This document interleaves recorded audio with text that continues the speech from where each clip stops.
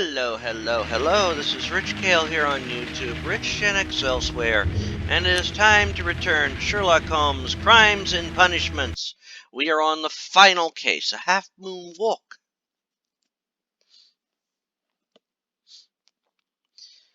Ah, yes.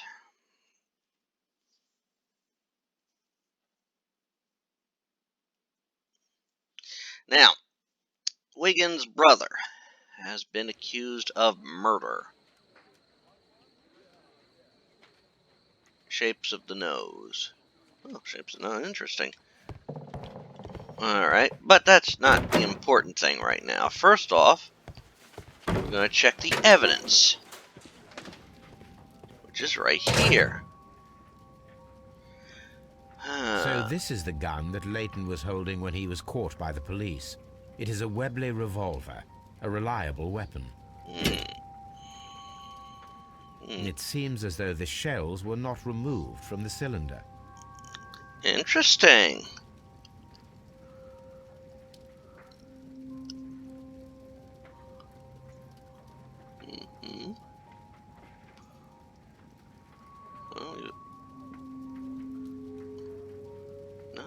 Interesting.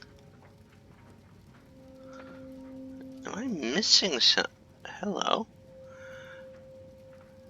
Well, there's definitely one shot fired. Ah, 2 shots fired. Okay. 2 out of the 6 shells have been fired. There were 2 shots. Yeah. Alright, so let's look at this watch. Let's look at the cigarettes here first. These cigarettes are filled with cheap tobacco. Nothing interesting. Alright, let's look at this watch. A cheap watch. Bought with his own money, no doubt. Yeah. Alright. So something is not adding up here.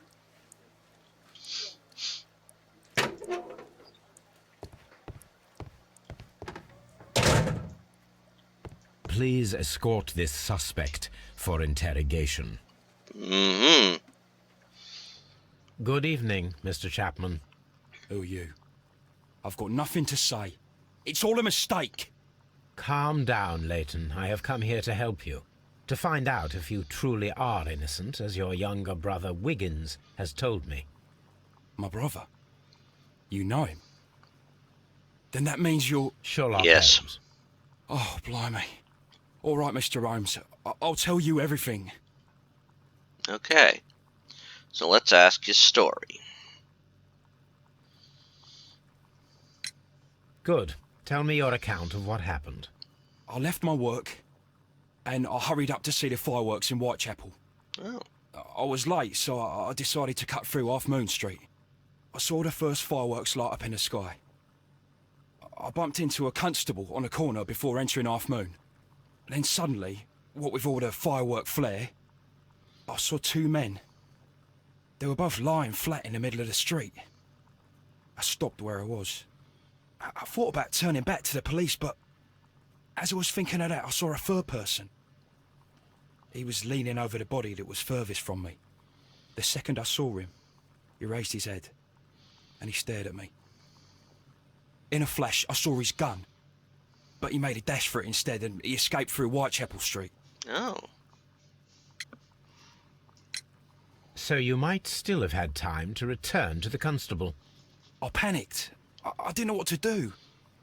Anyway, I approached the bodies just to see if they were still alive. I saw that one had blood pumping out of his stomach. He was dying. My. It was horrible. Yeah, it's a terrible way to go. The second one was already dead. He had a hole in his head. He was holding a gun in his hand, though. I took it, and then I followed the third man.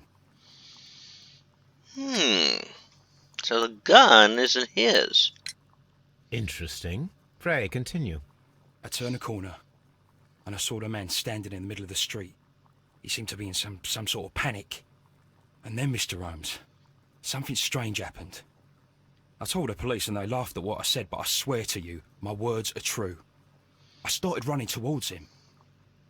But then I was blinded by a flash. It was so bright that I hardly saw anything for a good dozen seconds. But I kept running forward. As I arrived in Whitechapel, I heard a woman screaming. And then I was caught by the police. But there wasn't a trace of that man. Of course, then they found a gun and all that blood. I couldn't see the murderer escaping and all that mess. Perhaps I was still half-blinded at that moment.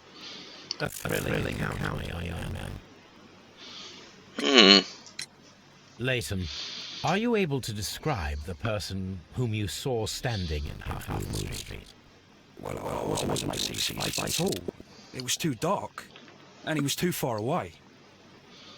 I could see his silhouette. And what about that? Nothing so special. He was wearing a jacket. He was quite average in size and his weight. I see. Was there anything else that struck you at the time? But perhaps it's strange, but I can't remember the sound of his footsteps as he was running away. Perhaps it was because of the fireworks or the surprise of me seeing him. That's curious. Alright. Well, let's take a look at Light. Deep scar, occasional fights, grew up on the streets. Yeah, makes sense.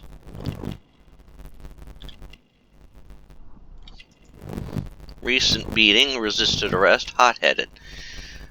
Yeah, I could see that. Oh. Fancy scarf, down in fashion, cushy job, office clerk.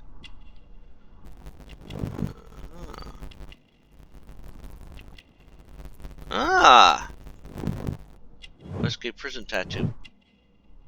Yeah, so he's committed a crime in the past. We shall see you soon, young man.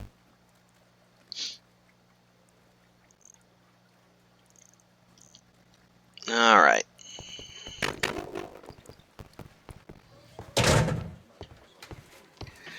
Okay, we have to work quick on this one.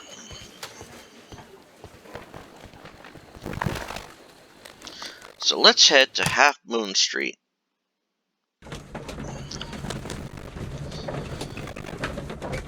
Now, if we look at our casebook and we look at our profiles, there are two more people we're going to meet. Wiggin's older brother.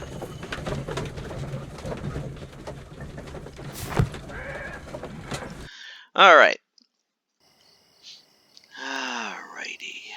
So, Half Moon Street.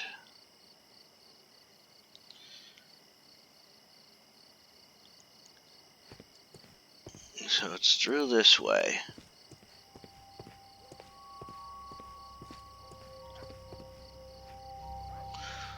Ah, boy. Ah, there's our constable. Please, gentlemen, leave the scene now. Oh, Mr. Holmes, is that you? Good evening, Constable... Constable Marrow. I was here with Inspector Aberline during the Ripper case, Mr. Holmes, back in '88. Ah, yes. But then this is nothing like that case. With this one, we've got the murderer, the weapon, and the statements, which speak for themselves. Of course, Marrow. But you know that appearances can sometimes be deceiving. Yes, they can. Who were the victims? The two men here, both shot. The stab fellow was Brian Vercotti, a well-known ruffian. The other, Kenneth Butler, a jeweller by trade.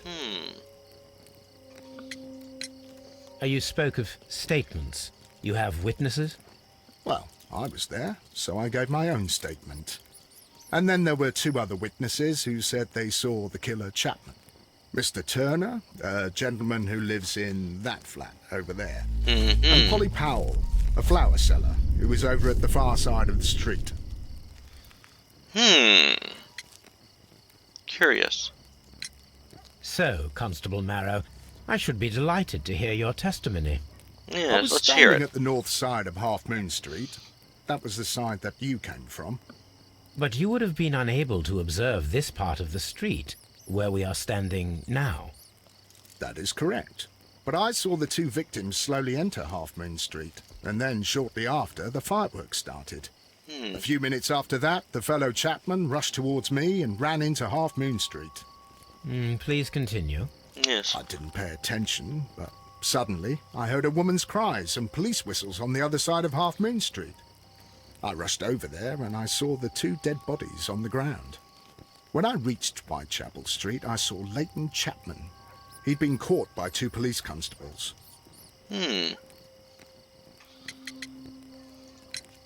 Did you hear the shots? I didn't hear any shots. The fireworks were all over the sky. They were so loud I couldn't hear anything else. What were the fireworks in honor of, Constable? Yes. Well, today's Queen Victoria's birthday, Mr. Holmes. Yes, I appear to have lost track of the days. It is May now, of course. It happens. Constable Marrow, what else caught your attention while you were running through Half Moon Street? I saw nothing but rats, and I took the time to light every corner with my lamp. Did you happen to look up at Mr. Turner's window when you were on Half Moon Street at that time? Yes, I saw that the window was open, but no one was there. It was dark in the room. Constable, your statements have been of great value to me. Okay. Let's take a look at the bodies. Let's look at Brian first.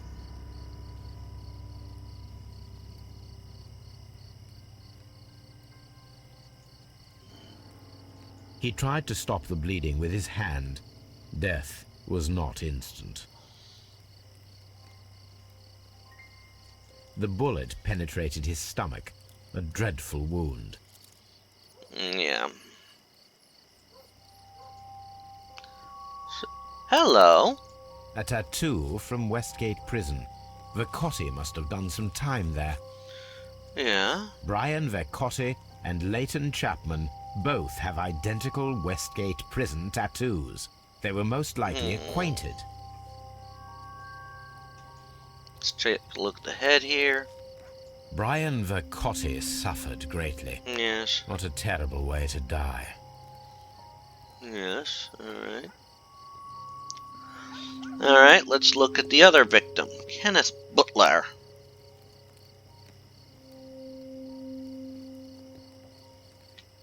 There's something here. Piece of wood.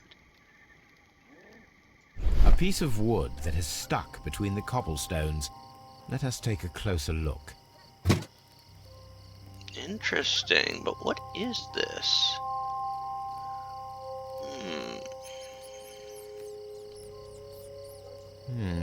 This shard of wood is quite new. So it wasn't there to begin with. Alright.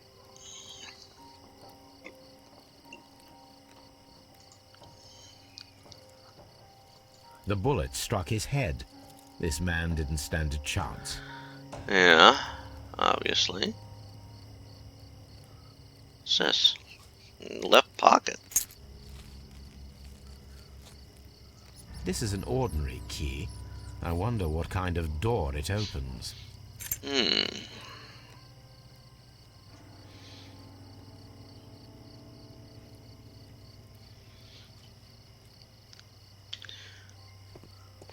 Let's talk to our first witness, Mr. Turner. Good evening, Mr. Turner. I heard Constable Marrow reply to you as Mr. Holmes. Are you that detective gentleman? I've heard of you. And well, I know things about this evening. Excellent. Might we hear your story? Yeah. Could you tell us everything that you may have seen or heard? I was already in bed when the fireworks started. A Yeah. few moments after, I clearly heard 2 gunshots from outside. Please continue. I quickly got up and I grabbed the lamp from my nightstand and I rushed towards the window. I looked down and I saw two bodies. And there was a man with a gun who was standing nearby. Where exactly? Well, near this body. Did he notice you? I don't think so. He rushed towards Whitechapel Street without looking around.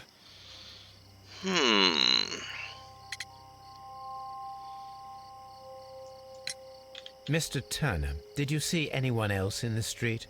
No, I saw no one but that man, the murderer, the fellow they caught. Something Were the odd. two shots you heard consecutive? Yes, there was a very short pause between them, and they sounded different somehow. It seemed to me that the second shot was louder than the first. That is an interesting comment. There's something more to this, and Mr. Turner, what were your Something actions about after you that. stepped up to the window? I was afraid that the man with a gun might return, so I stayed close to the window till I saw the policeman coming in the Half Moon from Whitechapel. Then I walked out to tell them everything I saw. something is not setting with me. Something that...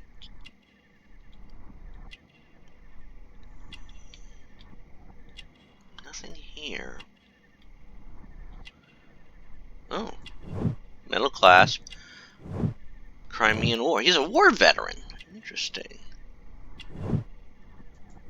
Missing buttons. Poor life. That's not good.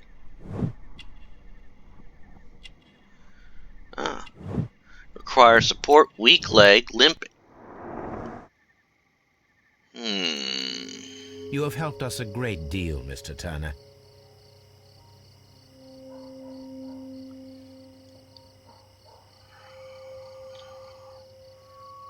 I think this guy's our suspect.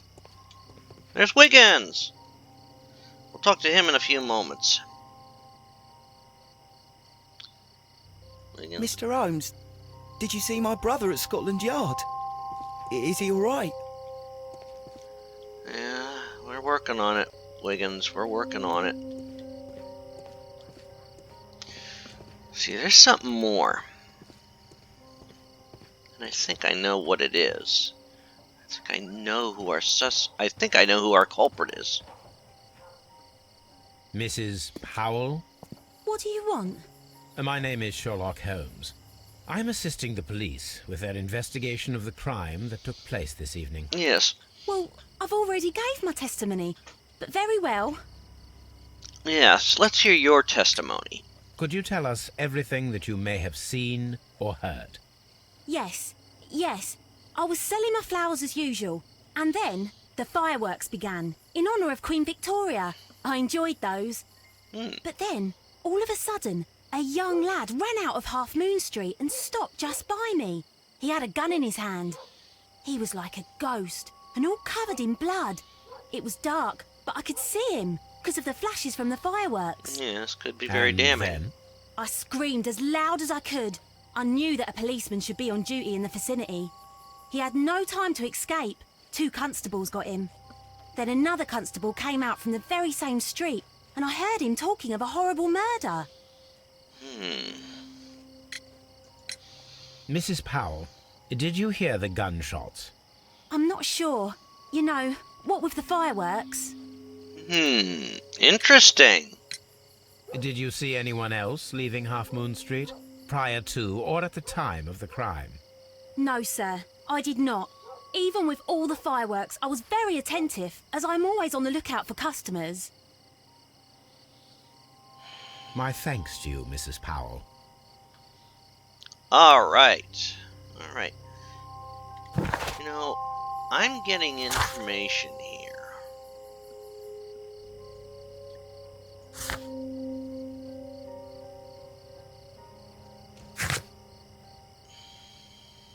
See, this guy, he's not setting well with me. It's what he said. Alright, let's go back to Scotland Yard. Because we need to find some more information. And I honestly do think our war veteran is guilty. At least right now.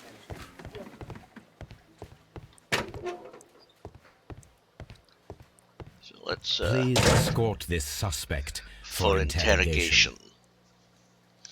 We have more questions to ask you. Leighton, I confess I am puzzled.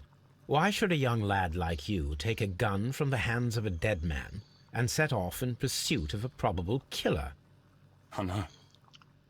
I keep wondering that, but at the time it was like a reflex. A criminal ought to be arrested, and he was armed. You were willing to risk your life. That was a little foolish, unless you wanted revenge. No, Mr. Holmes. I was just being brave and stupid. Yeah, I don't believe that. I'm sure that you were, but I believe that you may have recognized one of the victims, Brian Vercotti. You knew that gentleman well, did you not? However could you know that? You have a typical tattoo of the Westgate Brotherhood upon your hand. I observed exactly the same mark upon Mr. Vercotti. You came to know him from your sharing a past prison sentence. Am I correct, Mr. Chapman? God. You're right, Mr. Holmes. Okay, what'd you know Would you tell about? me a little about Brian Vercotti? We were convicted for a robbery. Once in prison, both of us joined one of these fraternities. During that year, we tried to help each other out, you know? You were quite young then, I believe. Yes, Mr. Holmes, we were. We'd only stolen a pound of meat. After we were released, and when I saw what my little brother had become, I decided to work towards living an honest life. And Vercotti? He had a hard time. His sister had died in a Whitechapel dispensary while he was in prison. Ouch. He had no family anymore. Our paths split. He fell back into crime.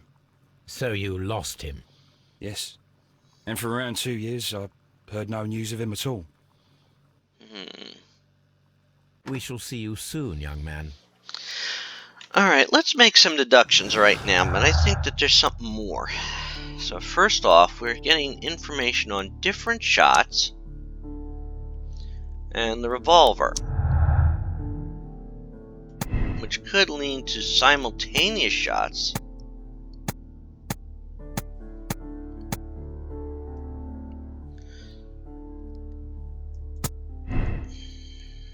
A firing position.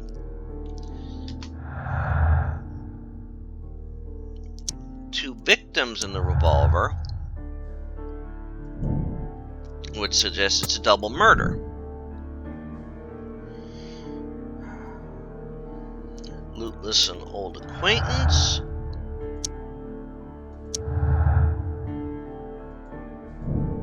Personal motive. Violent crime committed.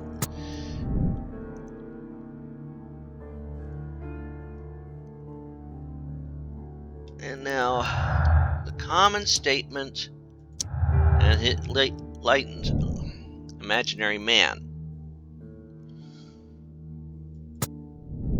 Possibly created to vindicate himself. And the common statement and his revolver. Witness testimony and the crime clearly point to one possible culprit, Leon. That was a double murder. Leon should commit a double murder at Half Moon Street. An old and mutual enmity between Lightning and Chapman was involved. But I don't believe that. I really don't.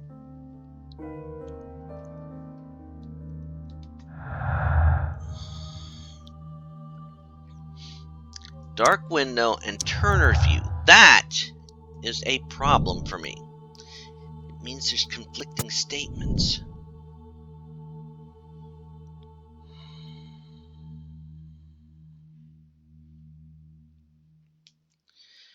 Alrighty.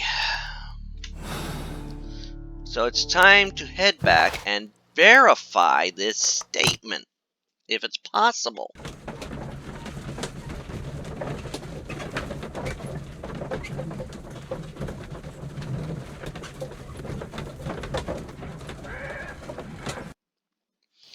Alright.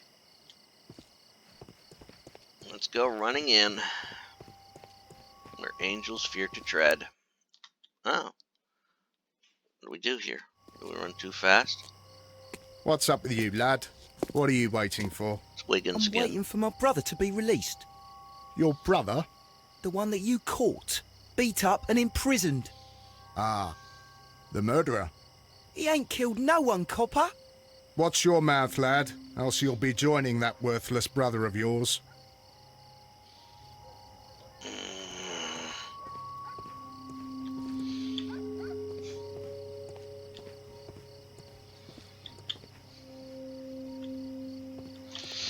Alright.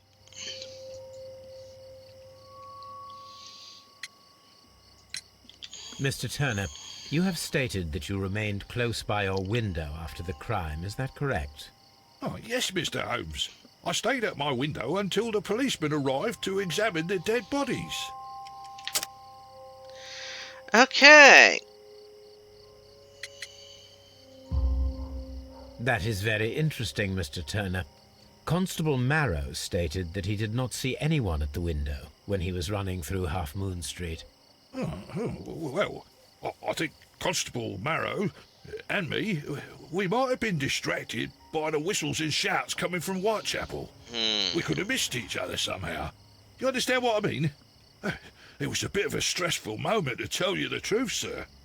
Allow me to form my own theories, Mr. Turner. Would you mind showing me the view that you had from your window? Not at all, Mr. Holmes. Please, follow me. Mr. Turner appears to live very modestly.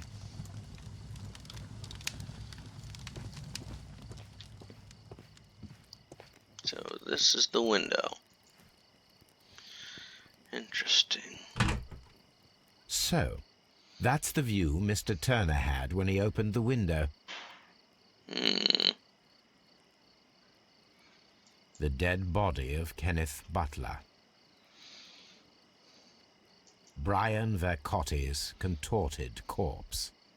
Mr. Turner had a perfect view of the crime scene. He saw the bodies clearly, and Leighton Chapman standing over them.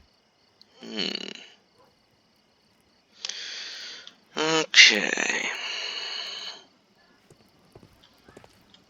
So let's take a look at the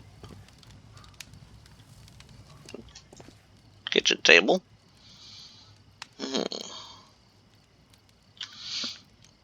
Something more. Sweepings. Shredded paper. Here. There are pieces of shredded paper scattered over the table.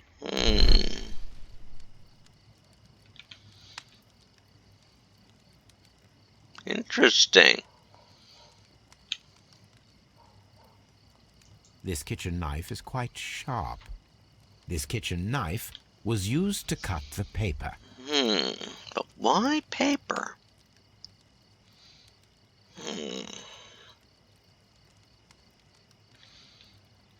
Alright, let's check the fireplace out. There's something more here. Oh, ashes. Burnt paper. The papers are almost entirely burned. I am unable to see what's written here.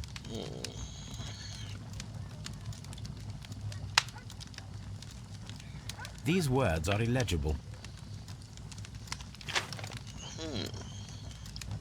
This fire is dying out. It was last tended to over an hour ago. The papers were thrown into the fire just a short while ago.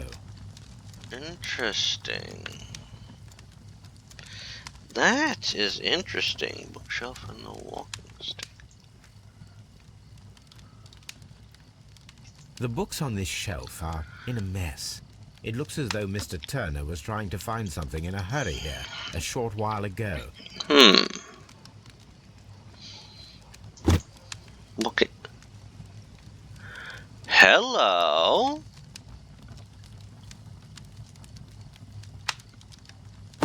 A perfect match. So, Mr. Turner broke his stick when it became stuck between the cobblestones. He did not mention that he was so near to the victims. Yes, he didn't. Let's check the bed. Mr. Turner was roused from his bed by the sound of gunshots.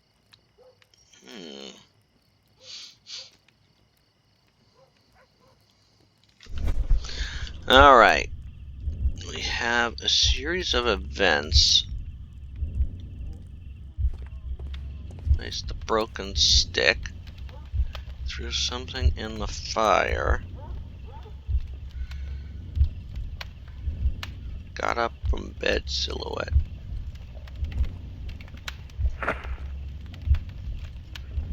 Alright.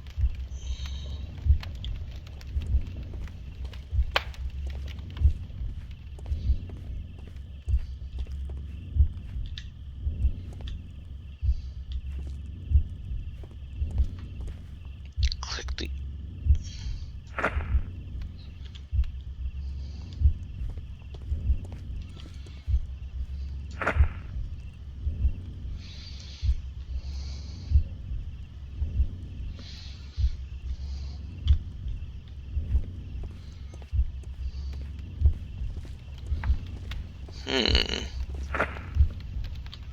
Four.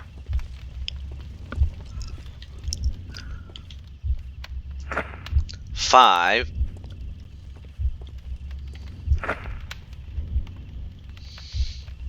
That, I think, makes sense. You gotta...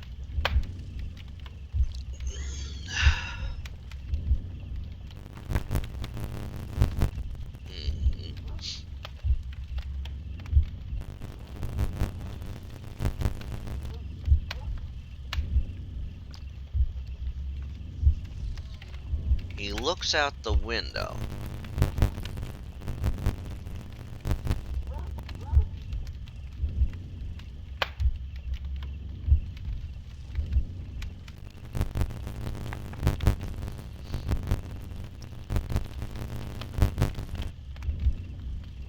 To which he went down.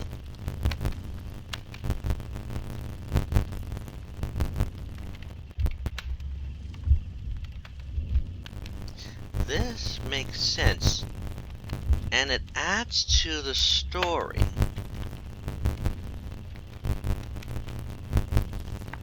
But what about that flash?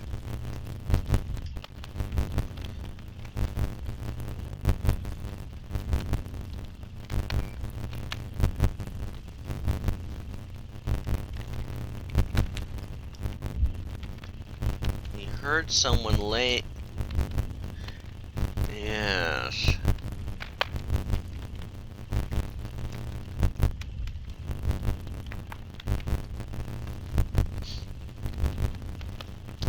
That is making sense.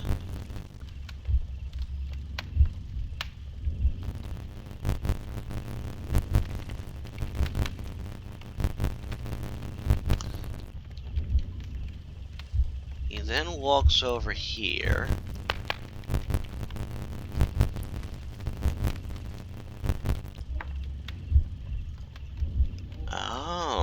Oh! Now something makes sense. It's an old trick. One I don't smile upon myself because I find it a bit of a travesty to do. What might this old trick be? Well... So Mr. Turner used a book to hide an object that he found on Kenneth Butler's body. Yeah. The question is, what did he find? Yes.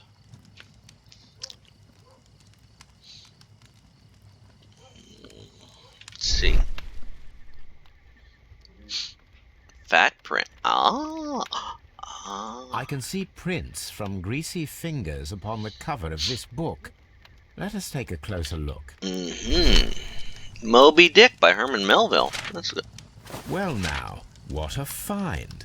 A precious jewel, concealed inside a book. Mm-hmm. A bracelet with a unique ram's head design, a distinctive feature of ancient Grecian artifacts, probably of the Hellenistic era.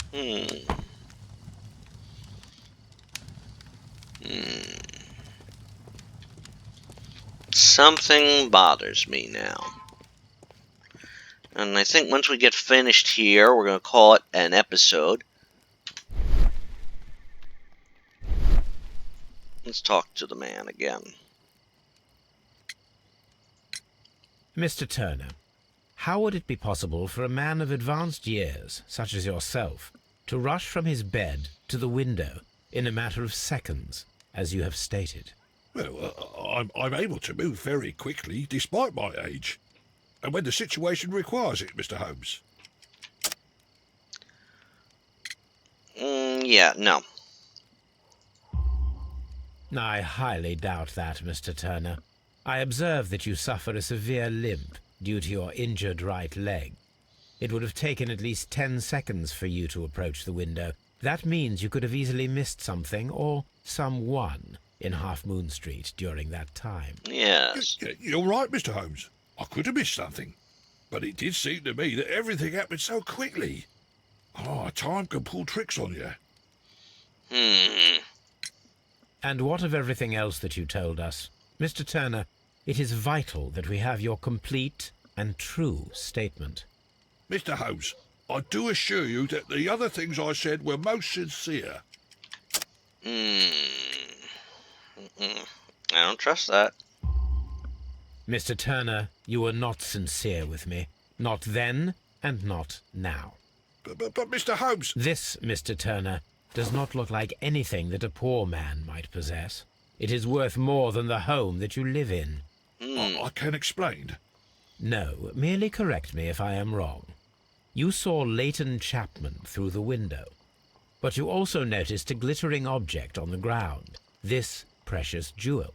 You walked down and took the bracelet from the body of Kenneth Butler, and when you heard the whistles, you hurried away. That broke your walking stick. It caught fast between the cobbles.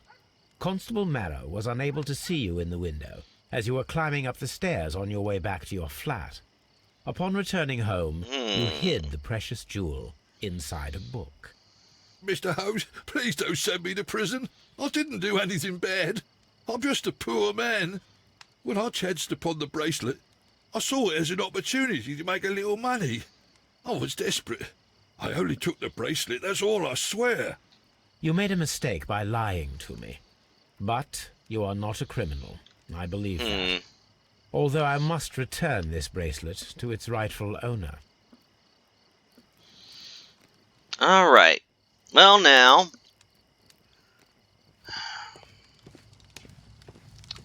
it still doesn't set me well, but I suppose. So what we're going to do is we're going to head back to Baker Street, and we'll call it an episode there once we get there. As always, this is Rich Kale here on YouTube, Rich Gen X Elsewhere, inviting you to subscribe to the channel and check out some of the other playthroughs I've done. I have played through the currently 2 other games chronologically previous to this game, Sherlock Holmes versus Jack the Ripper and Sherlock Holmes the Awakened. And I plan to work through these games in the game's eternal chronology. Next year they will be releasing the 9th game in the series, which will be chronologically the first, called Sherlock Holmes Chapter 1. That's at least the current working title I know of. But who knows? We might be finishing this up in about 2 more parts.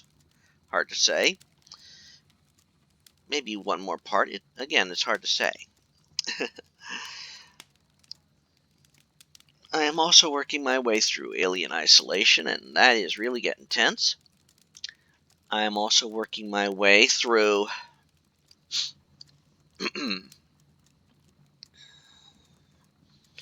through the Monkey Island series, currently working on Escape from Monkey Island, and since Telltale Games has the Telltale Games chapter and entry into the series has been re-released. I will be picking that up to finish off the series after I get done with Escape from Monkey Island. I'm also working my way through games with Call of Cthulhu in the name, currently working on Call of Cthulhu Dark Corners of the Earth, dealing with a Shoggoth right now. I also do a series of runs through the game of Monstrum, and I've been working my way through the Myst series. I am currently working my way through... I just started Myst 5 because I completed the main story quest on Uru. Because now what's left is more exploration and fun than anything. I'm also working my way through some Sierra games, and I'm currently working on Shivers 2, Harvest of Souls. As always, take care, and have a good one all. Goodbye.